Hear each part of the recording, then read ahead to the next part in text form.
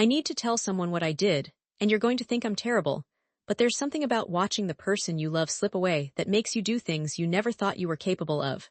Everyone's calling me manipulative and toxic now, but they don't know the real reason I flirted with Jake. They don't know what I was actually trying to prove. And the worst part, the part that keeps me up at night, isn't that Marcus walked away. It's what I discovered about myself in the process.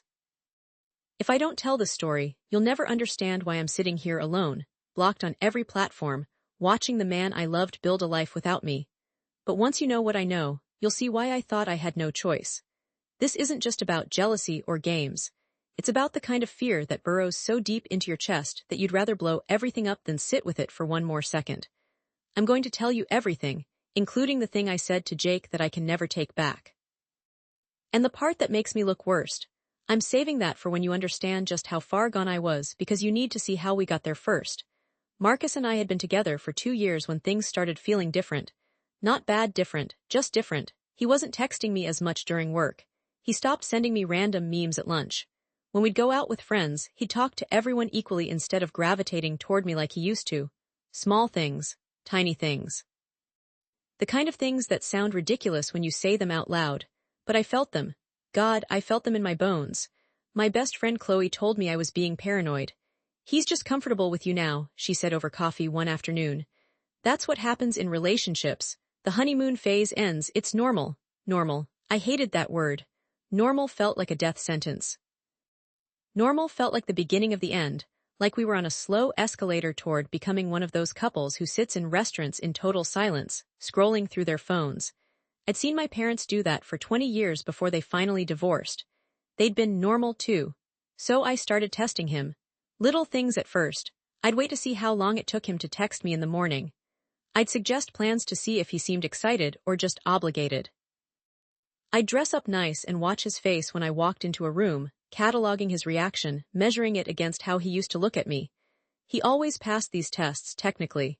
He'd text me within an hour. He'd agree to the plans with a smile. He'd tell me I looked beautiful. But there was something missing, some spark I couldn't quite name, and it was driving me insane.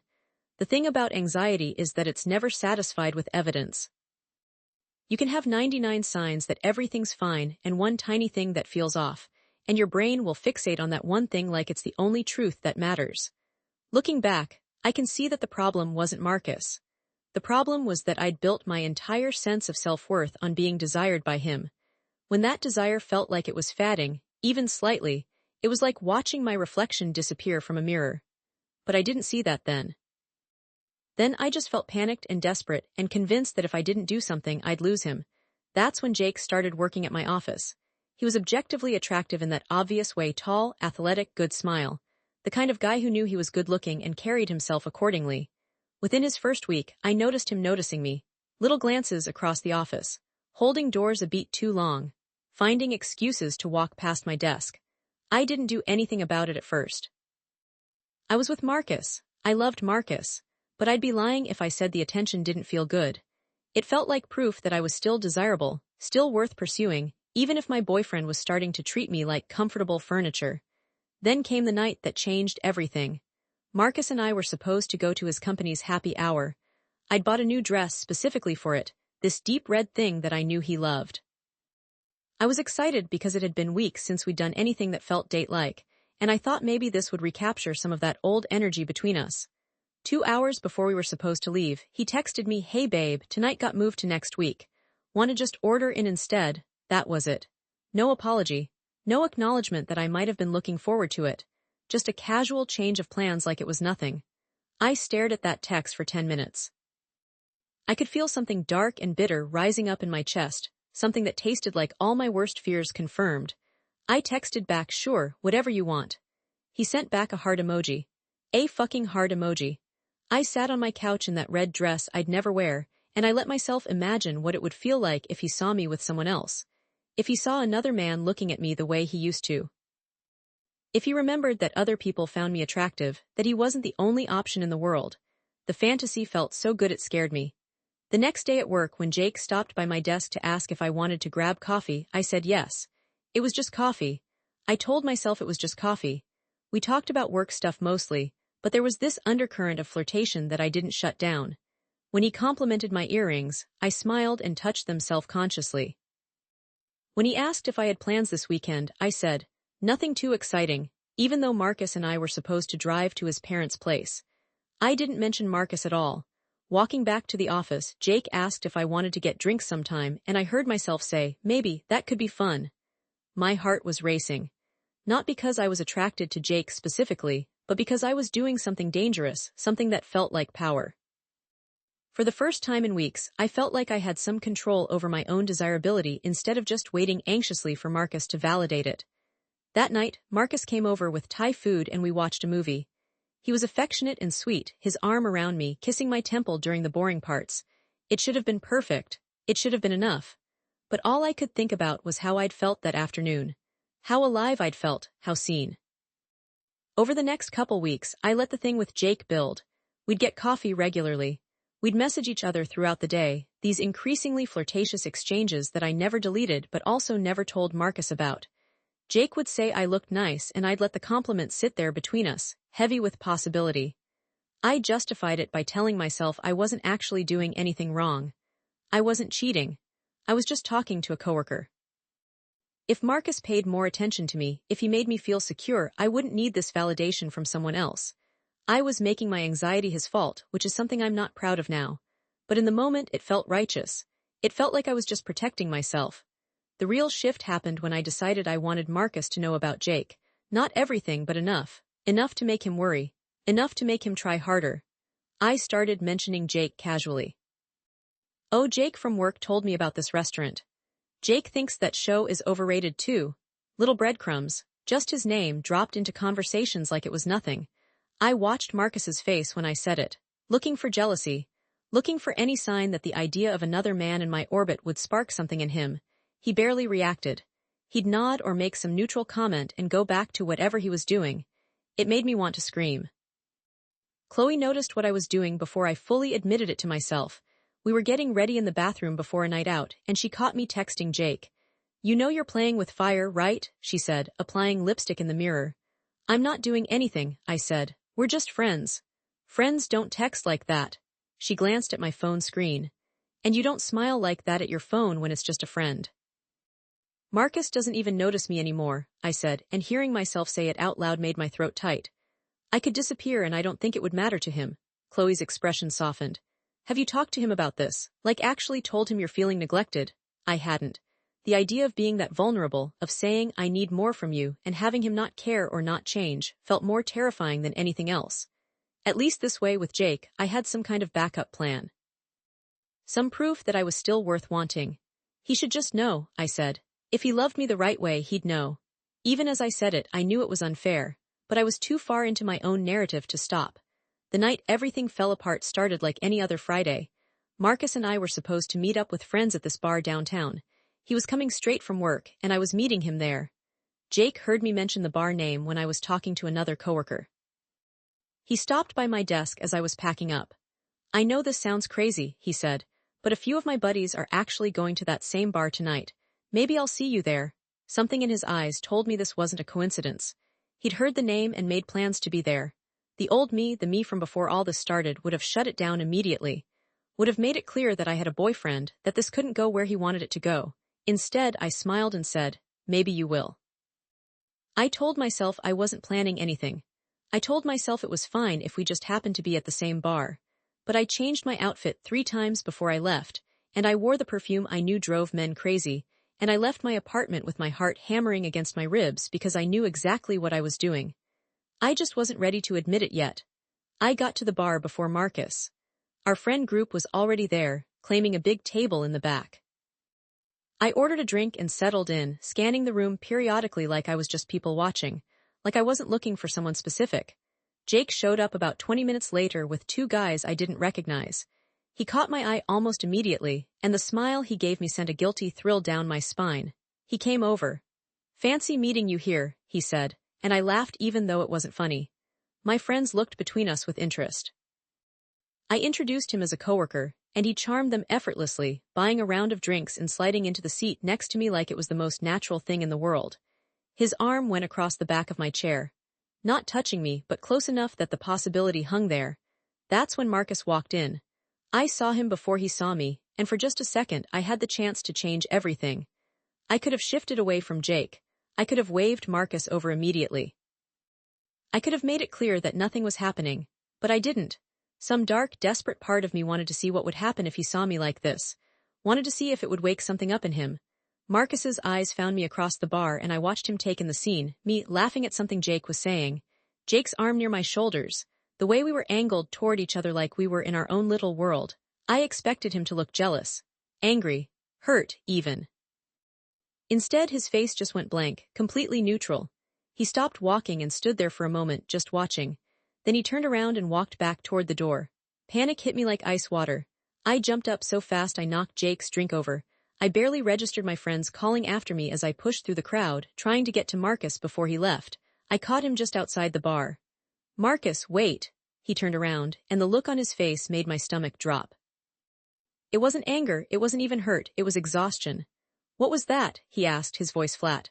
"What was what, Jake? He's just a coworker who don't." He held up his hand. "Please don't insult my intelligence right now. Nothing happened, he just showed up here and, Emma." The way he said my name, like he was tired of it, like he was tired of me, made my eyes sting. "I'm not stupid. I've watched you do this for weeks now," dropping his name. "Texting someone and smiling at your phone in a way you don't smile at me anymore. Picking fights about nothing. Testing me constantly like I'm supposed to be performing for you." I opened my mouth but nothing came out. He'd noticed. He'd noticed everything. "I tried," he continued, and his voice cracked slightly. "I've been trying so hard to figure out what you needed from me. I asked you multiple times if everything was okay. You always said yes, but you didn't mean it. You wanted me to be a mind reader or prove something to you that I apparently can't prove. You stopped trying," I said, and I could hear how weak it sounded. "You stopped making me feel special." "I stopped performing," he corrected. "I stopped treating our relationship like the first 3 months forever. I settled into actually loving you, the real everyday version, and apparently that wasn't enough. You needed drama, you needed to feel chased." "That's not fair. You flirted with another guy to make me jealous," he said. "Right now, in front of our friends. How is that not exactly what I just said?" I wanted to argue. I wanted to make him understand about the fear, about how invisible I'd felt, about how I just needed to know he still cared. But standing there, seeing myself through his eyes, I felt something shift. I looked pathetic. I looked manipulative. I looked like someone I didn't want to be. "I was scared," I whispered. "I was scared you were getting bored of me." "So you did the one thing guaranteed to make me leave," he laughed, but it was hollow. "Make that make sense, Emma." "I wasn't thinking." "No, you were thinking. You've been thinking and planning and testing. This isn't some impulsive mistake. This is who you are, apparently. This is how you handle feeling insecure." "Please," I said, reaching for his arm. "Can we just talk about this, really talk?" He stepped back, avoiding my touch, and that hurt more than anything he'd said. "I don't think so," he said quietly. "I can't do this anymore. I can't keep trying to prove to you that I care while you keep setting up scenarios for me to fail. I'm exhausted, Emma. I'm so fucking exhausted." "Marcus, I hope Jake makes you feel special," he said, and then he walked away. I stood there on the sidewalk, watching him disappear into the crowd, and I couldn't move. Couldn't breathe. This wasn't how it was supposed to go. He was supposed to fight for me. He was supposed to see Jake and realize what he had and try harder. He was supposed to care enough to be angry. Instead, he just left. I went back into the bar in a daze. Jake was at the table with my friends, cleaning up the spilled drink. When he saw my face, his expression shifted from concern to something else. Something that looked like opportunity. "You okay?" he asked. And here's the thing I haven't told anyone until now. The thing that makes me look the absolute worst. I wasn't thinking about Marcus when Jake asked me that. I wasn't thinking about the relationship I'd just destroyed or the man I'd supposedly loved who just walked away from me. I was thinking, well, at least someone wants me.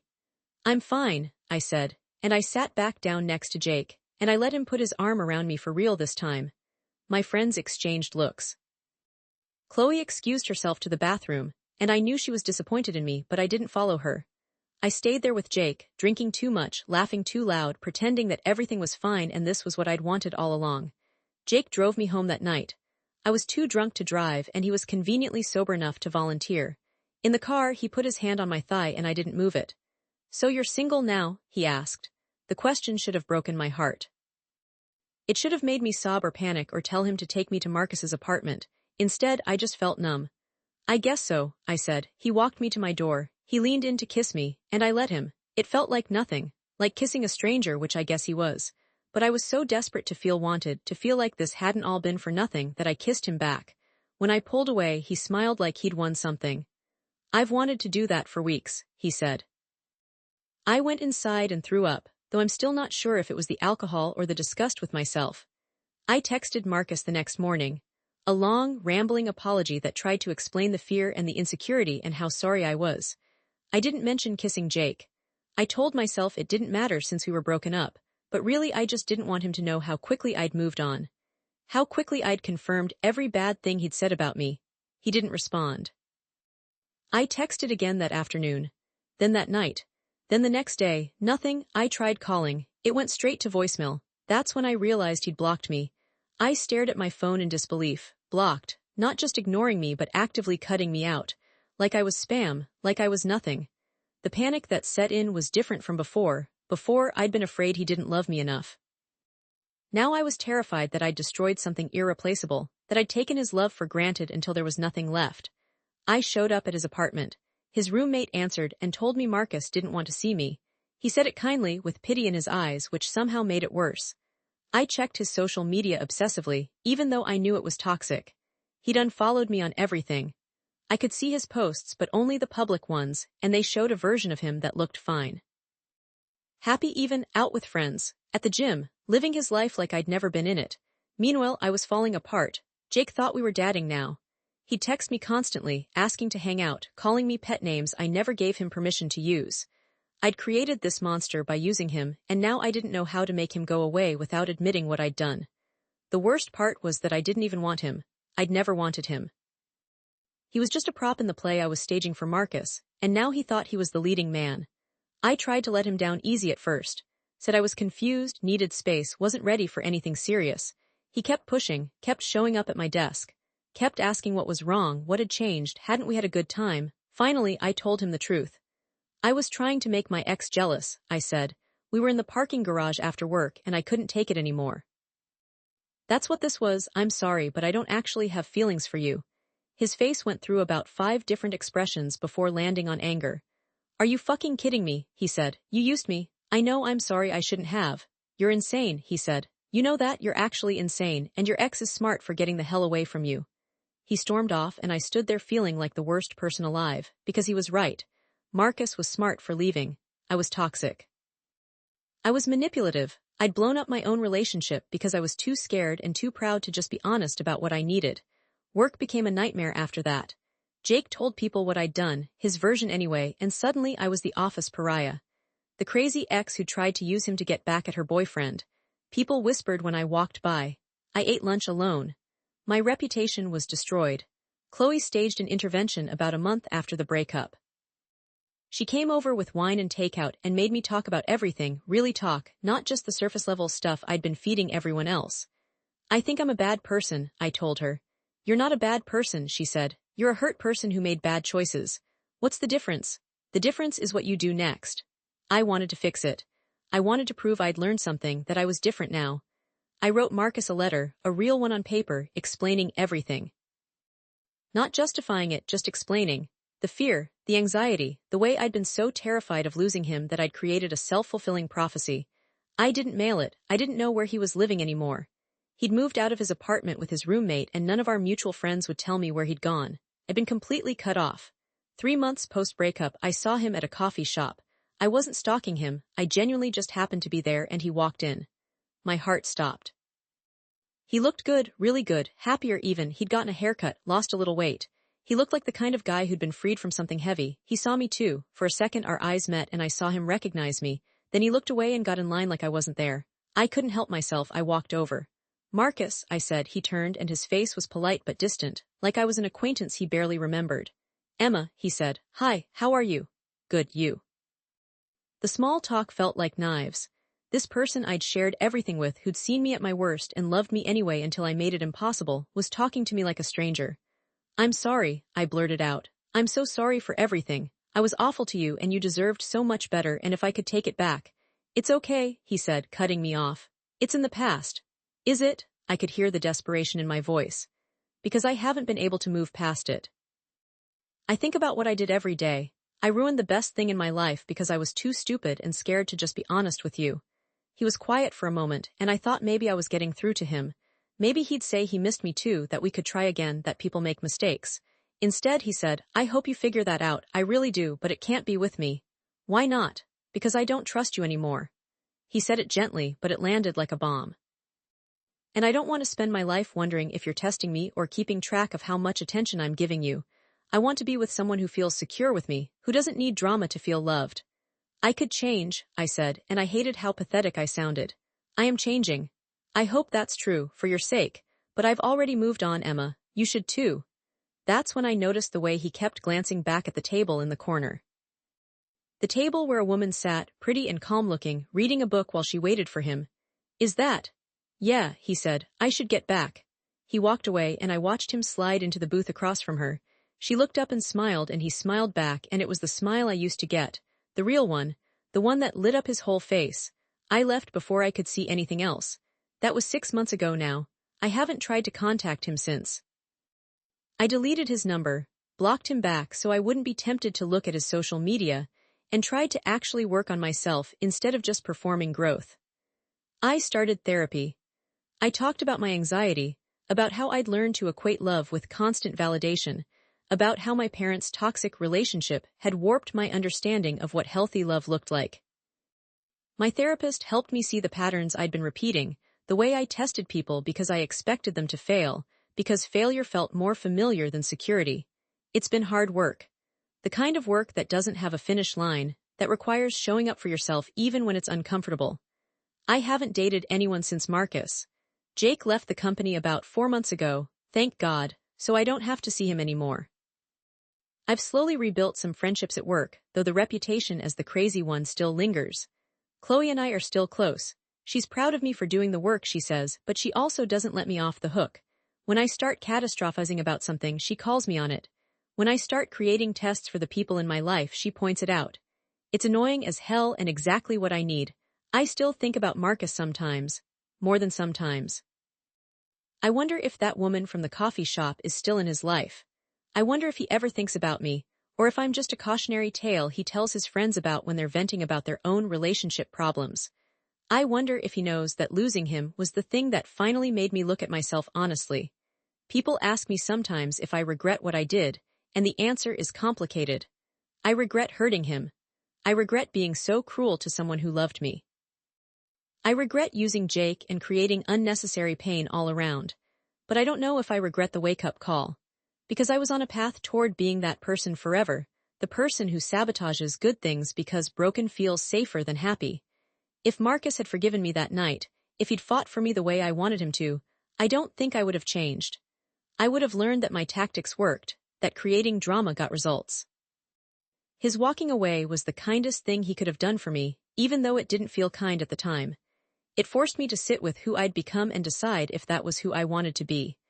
The answer was no. I'm not fixed. I don't know if people ever really are. But I'm better, I'm more aware. When I catch myself creating tests or looking for validation in unhealthy ways, I can usually stop myself now. I can sit with the discomfort of not knowing if someone loves me enough and trust that if I have to ask, something's already wrong. Last week, a guy asked me out at the grocery store.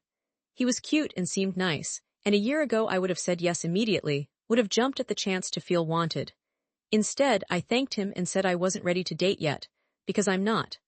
I'm still learning how to be alone without feeling like it means I'm unlovable.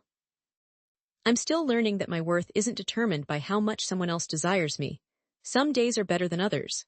Some days I wake up and feel genuinely happy to be by myself, to have space to figure out who I am without performing for someone else. Other days I'm still that girl standing outside the bar, watching the person I love walk away and feeling like the ground is falling out from under me. The difference now is that I know why I felt that way. I know what I was really afraid of. And I'm learning, slowly, that the antidote to that fear isn't making someone else prove their love over and over again. It's proving to myself that I'm worth loving regardless. I'll probably never talk to Marcus again. That door is closed, locked, and bolted from the other side. He's moved on to someone who doesn't make him exhausted, and he deserves that. He deserves someone who sees his steady, everyday love as the gift it is instead of as evidence that the spark is dying. I hope I become that person someday for someone else. Someone I haven't met yet. Someone I won't sabotage because I've finally learned that security isn't the same as boredom, and that being chosen once should be enough without needing constant proof. But I'm telling you this story now, 6 months later, still blocked on every platform, because I need you to understand something. When I flirted with Jake to make Marcus jealous, I thought I was protecting myself. I thought I was taking back some power in a situation where I felt powerless. What I was actually doing was destroying the one thing that could have saved me from myself.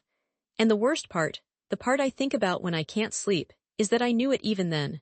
Some part of me knew that what I was doing was wrong, that it would backfire, that I was sabotaging us. I did it anyway. Because sometimes the fear of being left is so strong that you'd rather force it to happen on your terms than wait for it to happen on theirs. You'd rather blow it up yourself than sit with the uncertainty. That's what I really learned. That's what therapy has been trying to teach me to sit with. Uncertainty, the not knowing, the trust that has to exist in the space between I love you and prove it. Marcus understood that. He was living in that space just fine. It was me who couldn't handle it. Me who needed constant evidence. Me who mistook comfort for complacency. So when people call me manipulative or toxic or crazy, they're not wrong. I was all those things. Maybe I still am in some ways I haven't discovered yet. But I'm trying not to be. I'm trying to sit with the discomfort. I'm trying to believe that love doesn't have to be a constant performance, that sometimes it's quiet and steady, and that's not a bad thing. I'm trying to become someone who wouldn't do what I did. And some days, when I'm feeling particularly honest with myself, I acknowledge the truth I haven't wanted to face. I didn't just flirt with Jake to make Marcus jealous. I did it to have a backup plan.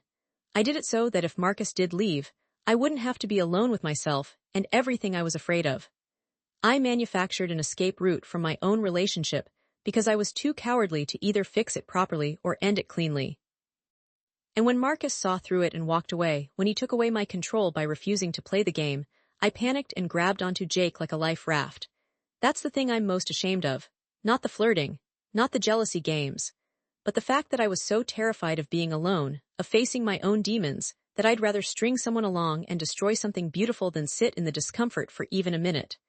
I'm sitting in it now, though, every single day. It's the penance I owe to Marcus and to myself. And maybe someday it'll get easier. Maybe someday I'll meet someone new and I won't panic when the honeymoon phase ends. I won't create tests or look for backup plans. I'll just trust. But I'm not there yet. For now, I'm just the girl who flirted with a guy to make him jealous, who watched him walk away, and who's still trying to figure out who she is without someone else's desire to define her. I'm telling you this story because I need someone to know. Because carrying it alone is too heavy. Because maybe somewhere out there, someone else is doing what I did, creating drama and tests and escape routes, and they need to see how it ends. It ends alone. Not tragic movie alone, but real alone. The kind where you have to look at yourself in the mirror every morning and decide whether to keep being this person or to try, desperately, to become someone better. I'm trying. That's all I've got right now. I'm trying. And Marcus, if somehow you ever read this, I know you won't, but if you do, I'm sorry. I'm so sorry. You deserved better than who I was. I hope I'm learning how to be better than that. I hope I'm becoming someone who could have deserved you. But I understand why you had to walk away to teach me that lesson. I just wish I'd learned it while